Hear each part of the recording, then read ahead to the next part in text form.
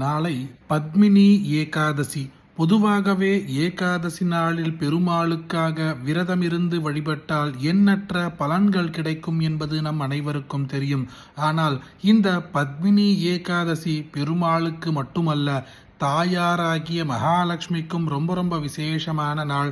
அதனால் தயாசதகம் எனக்கூடிய இந்த ஸ்தோத்திரத்தின் முதல் 18 ஸ்லோகங்களை எவர் ஒருவர் தெரியாமல் ஒருமுறை கேட்டுவிட்டால் கூட திடீர் பணவரவு ஏற்படும் என்பது இந்த ஸ்தோத்திரத்தின் பலஸ்ருதி.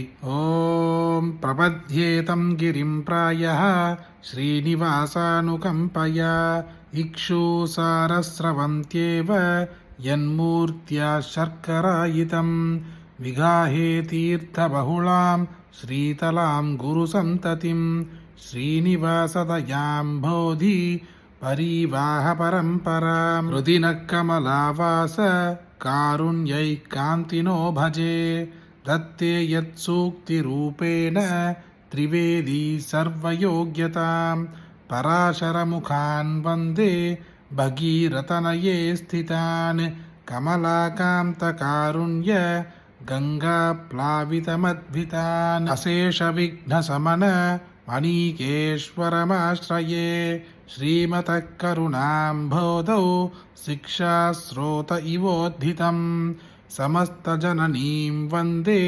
चैतन्यस्तन्यदायिनीं श्रेयसीं श्रीनिवासस्य करुणामिवरूपिणी वन्दे वृषगिरीशस्य महिषीं विश्वधारिणीं तत्कृपाप्रतिघातानां क्षमया वारणं यया निशामयतु मां नीला यद्भोगपटलैर्ध्रुवं भावितं श्रीनिवासस्य भक्तदोषेष्वदर्शनं कमभ्यनवधिं वन्दे करुणावरुणालयम् वृषशैलतटस्थानां स्वयं व्यक्तिमुपागतम् अकिञ्चननिधिं सूति अपवर्गत्रिवर्गयोः अञ्जनाद्रीश्वरदयाम् अभिष्टौमि निरञ्जना अनुचरशक्त्यादिगुणामग्रे सरबोधविरचितालोकां स्वाधीनवृषगिरीशां स्वयं प्रभूतां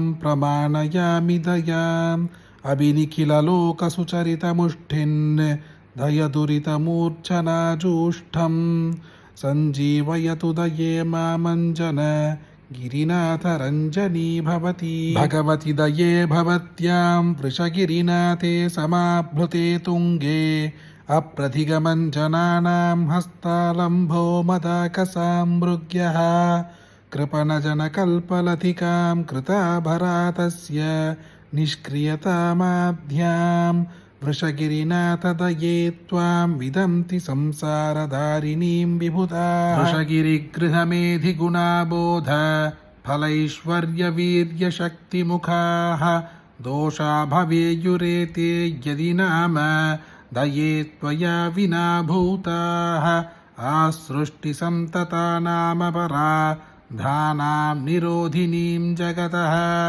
पद्मासहाय करुणे प्रतिसञ्चर केलिमाचरसि अचितविशिष्टान् प्रलये जन्तूनवलोक्य जातनिर्वेदा करणकलेभरयोगं वितरसि वृषशैलनाथ करुणे त्वम् अनुगुणदशार्भितेन श्रीधर करुणे समाहितस्नेहा शमयसि तमप्रजानां சாஸ்திரமயேன ஸ்திர பிரதீபேன.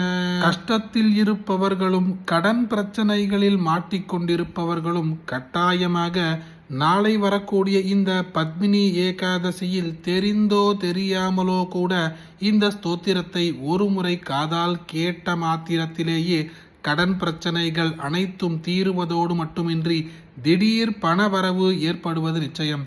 அப்படிப்பட்ட அற்புதமான இந்த ஸ்தோத்திரத்தை உங்களுக்கு தெரிஞ்ச எல்லாருக்குமே கட்டாயம் பகிருங்க. இந்த வீடியோவை லைக் பண்ணுங்க. நாளைக்கு மற்றொரு பதிவில் சந்திப்போம். ஹரிஹி ஓம். மகா பெரியவா போற்றி.